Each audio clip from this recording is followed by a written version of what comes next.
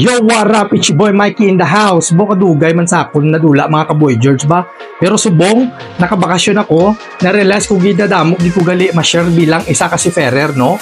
Ag small time negosyante diri sa Pilipinas. Ti, balo ka pagsiman mga kaboy George.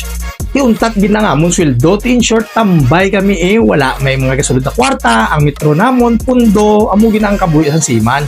Amo na gani nga dapat, waay kag sa pagdipinsa sang kwarta mo, or minsar, or paano matubo, or maruling mo pa ang imo kwarta.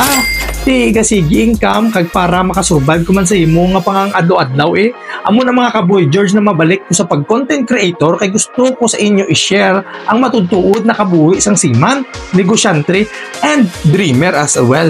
Ti kung gusto mo mabalaan ang kabuhi kasi man diskarte na ginaobra ko base sa akon experience kag diskarte sa pangabuhi, follow mo na ko kay base diri pala mabuligay ta mga kaboy George kag madamo nga topic kag content ang obrahon ko para sa inyo mga kaboy George. Kaya salamat. See you next vlog. Ciao!